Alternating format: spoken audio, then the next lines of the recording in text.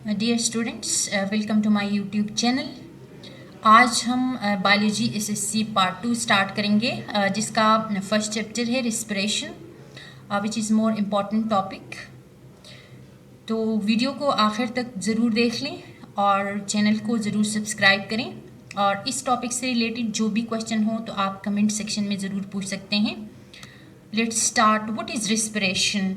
Respiration एक ऐसा process है जिसमें एक्सचेंज ऑफ गैसेस होती है, जिसके दौरान ऑक्सीजन एब्जॉर्ब हो जाता है और कार्बन डाइऑक्साइड रिमूव होता है। उसको हम प्रोसेस ऑफ रिस्पिरेशन कहते हैं। And we have two types of respirations, internal respiration and external respiration. जो इंटरनल रिस्पिरेशन होती है that occurs at cellular level. अगर रिस्पिरेशन सेलुलर लेवल पे अगर होता है, सेल लेवल पे अगर हो, तो उसको हम इंटरनल रिस्पिरेशन कहते हैं। और अगर in case it occurs at organismic level, अगर ऑर्गेनिज्मिक लेवल पे रिस्पिरेशन होती है, that's known as external respiration. What is respiratory system? It is basically a system which is responsible for exchange of gases between body fluid and outer environment. तो process क्या होता है actually respiratory system के दौरान gases की exchange होती है हमारे बॉडी फ्लूइड और इन्वायरमेंट के बीच में। ऑब्वियसली जो भी गैसेस हैं वो इन्वायरमेंट से हमारी बॉडी के अंदर आ जाएंगे और हमारी बॉडी के अंदर जो फ्लूइड है उसके साथ गैसेस एक्सचेंज होती है। ऑक्सीजन, इन्वायरमेंटल ऑक्सीजन जो है वो सेल्स के अंदर आ जाएगा और सेल से कार्बन डाइऑक्साइड बाहर रिमूव होगा। तो इस प्रोसेस को हम रिस्पिरेटरी सिस्टम कहते हैं। What are the properties of respiratory surface? Before starting the properties, what is respiratory surface? It is area where gaseous exchange with the environment takes place. तो वो जगह या वो एरिया जहाँ पे गैशियस एक्सचेंज होती है उसको हम कहते हैं रिस्पिरेटरी सरफेस। अब रिस्पिरेटरी सरफेस की कुछ बेसिक प्रॉपर्टीज़ हैं कि it must B moist and permeable. Moisture होनी चाहिए उस रिस्पिरेटरी सरफेस पे जहाँ पे गैशियस एक्सचेंज होती है, या उस एरिया जहाँ पे गैशियस एक्सचेंज होती है उस वही एरिया मॉइस्ट होनी चाहिए और परमिएबल होनी चाहिए।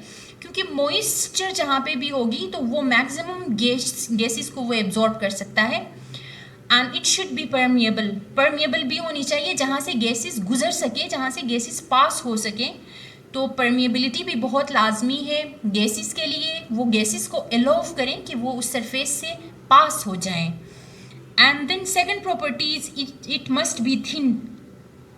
जितना थिन होगा तो ईजिली डिफ्यूजन हो सकती है, क्योंकि गैशियस एक्सचेंज किस फिनोमेना के थ्रू होते हैं कि it is totally based on diffusion. Diffusion का प्रोसेस होता है जहाँ पे हाई कंसनट्रेशन से गैसेस लो कंसनट्रेशन की तरफ चले जाते हैं। तो डिफ्यूजन के लिए लाजमी है कि इट मस्ट बी थिन। जो भी रिस्पिरेटरी सरफेस है वो बिल्कुल थिन होनी चाहिए ताकि सही तरीके से वहाँ पे डिफ्यूजन हो सके। It should possess large surface area.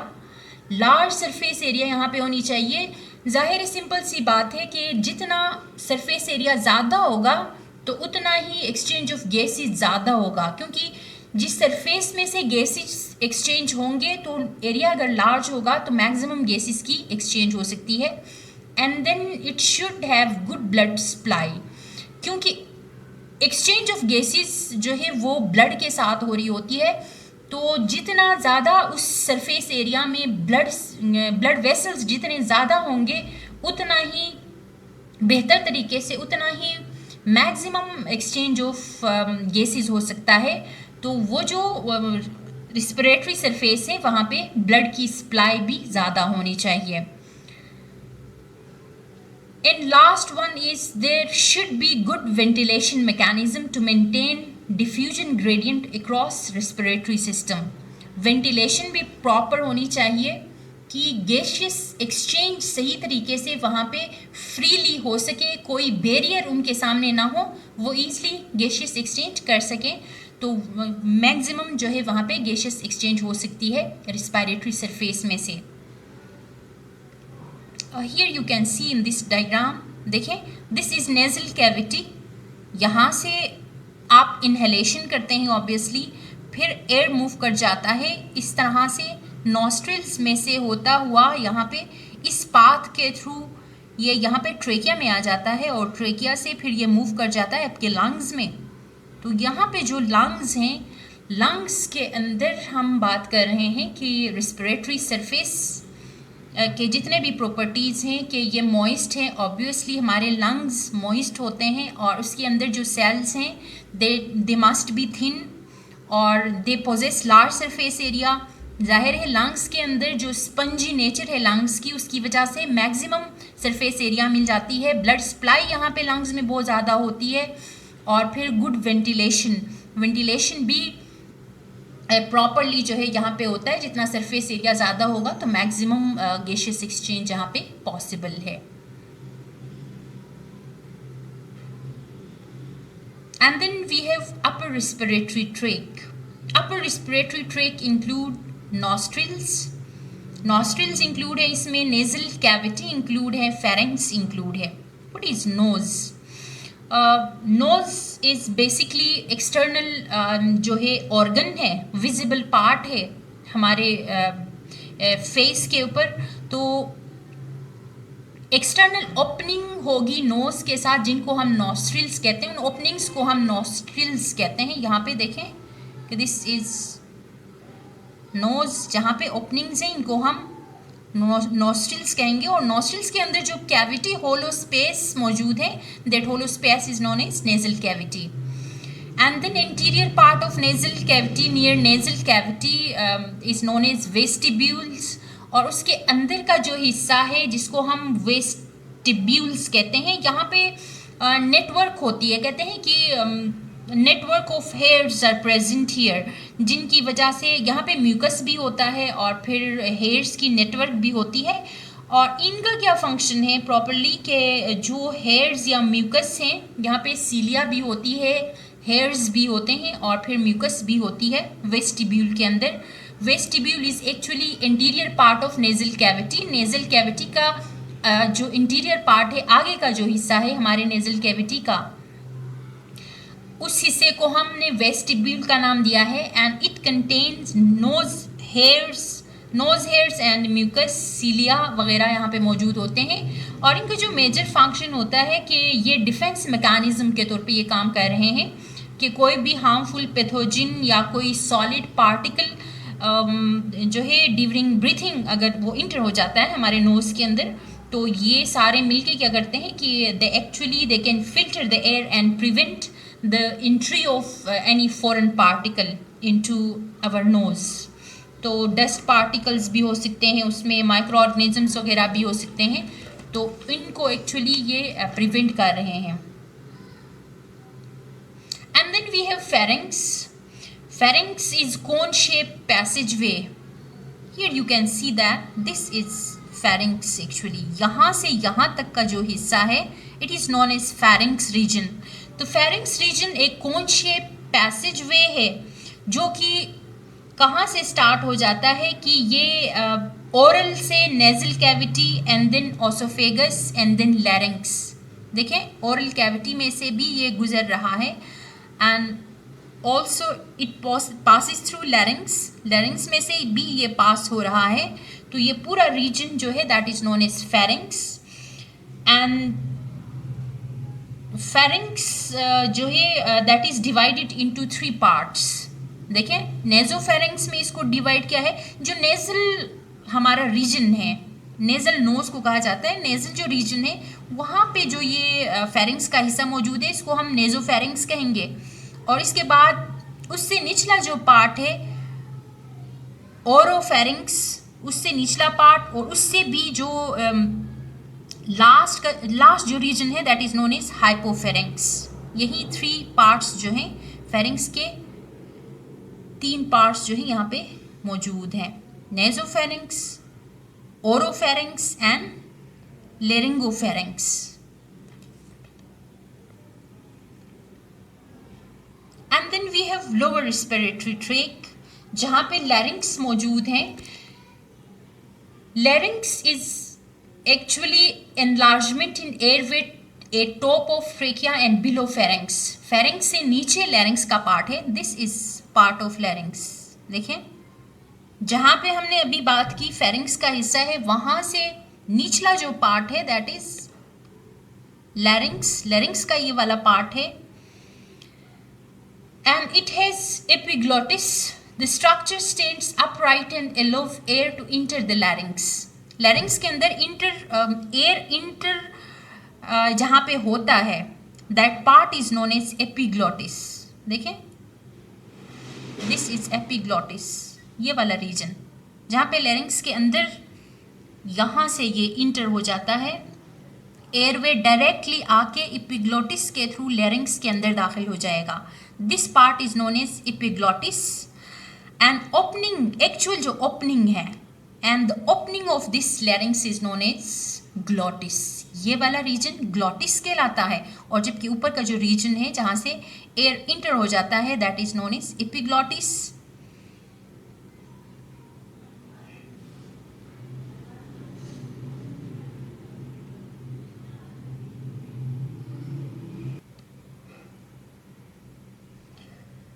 And then we have trachea, trachea जिसको हम विंड पाइप बी कहते हैं,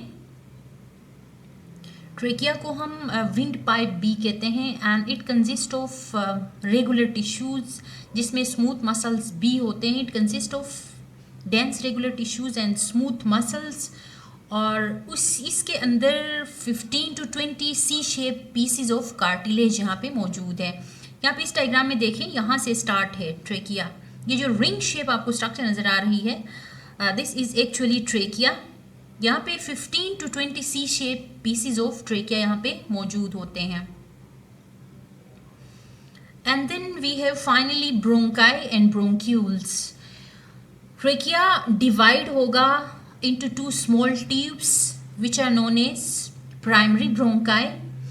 ट्रेकिया जो है यहाँ से ऊपर से ये ट्रेकिया नीचे की तरफ मूव करेगा और जाके लंग्स के करीब जाके ये डिवाइड हो जाता है into two smaller tubes and that small tubes are known as primary bronchi। अब primary bronchi फिर further डिवाइड हो जाएगा into secondary bronchi।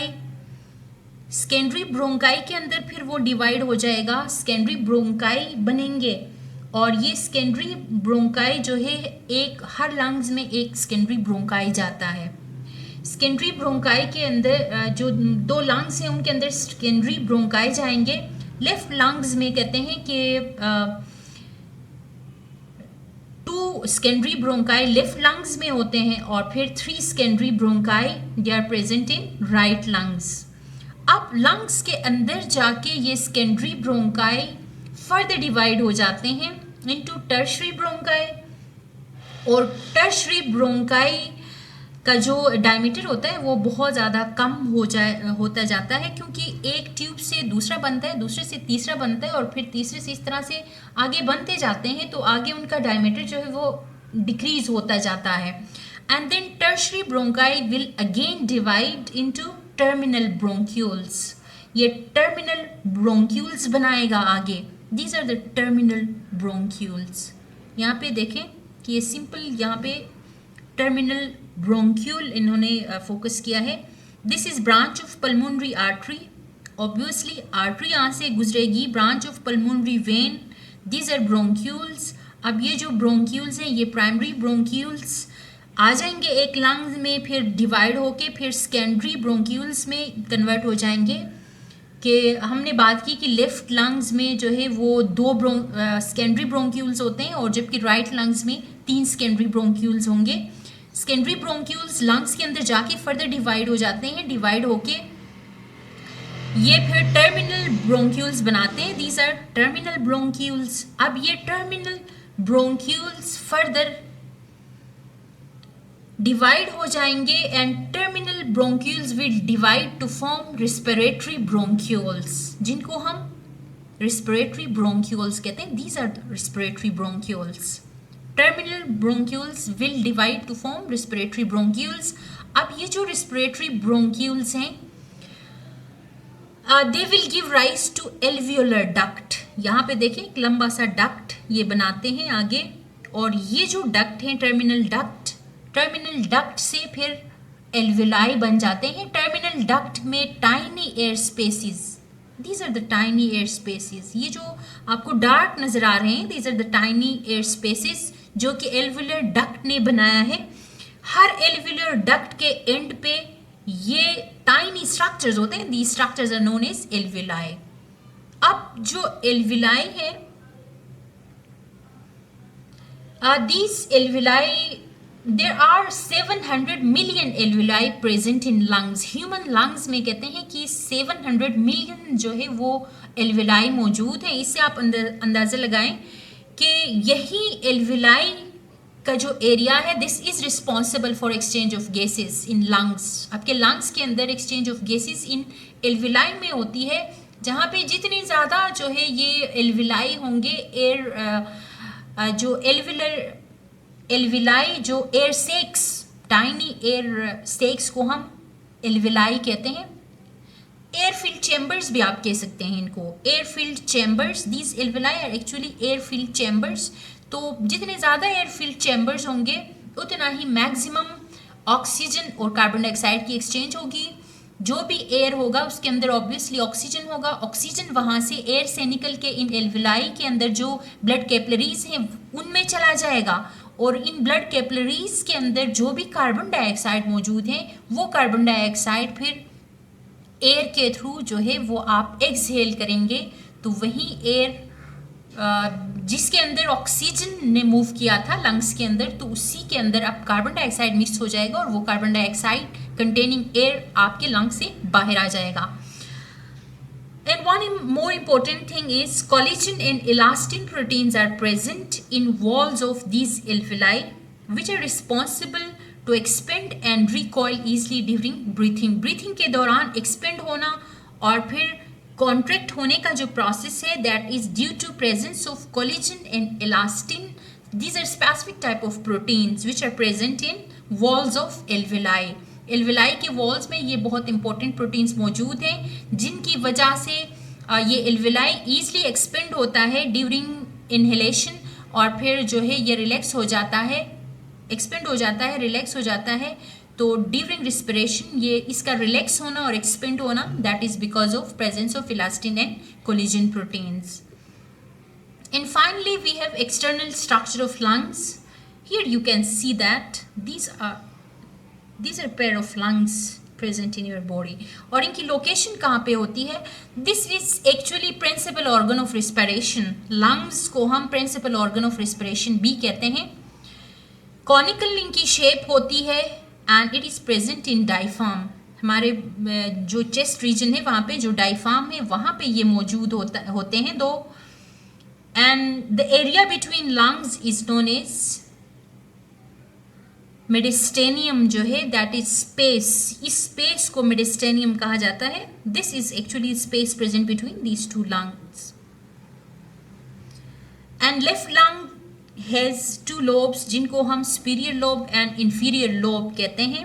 Superior lobe and inferior lobe यहाँ पे आप डायग्राम में देखें, दिस इज लेफ्ट लंग, ये लोअर लोब है आपके पास, ये इंफीरियर लोब है। This is superior lobe and this is inferior lobe. और यहाँ पे जो राइट लंग्स है वहाँ पे 3 लोब्स मौजूद हैं। And this hilum is triangular shape depression of both lungs. Lungs का जो डिप्रेशन है, ट्रायंगुलर शेप में जो डिप्रेशन, जो स्पेस मौजूद है, इसको हम हाइलम कहते हैं। और अगर हम एल्वेलाई की कंपोजिशन की बात करें तो कहते हैं कि each alveolar sac is made up of simple squamous epithelial cells. Simple squamous epithelial cells यहाँ पे मौजूद होते हैं जहाँ पे एक्सचेंज ऑफ गैसेस का प्रोसेस होता है। इसके अंदर लंग्स, ऑब्वियसली लंग्स की जो स्ट्रक्चर है दैट इज स्पंजी फोमी होती है।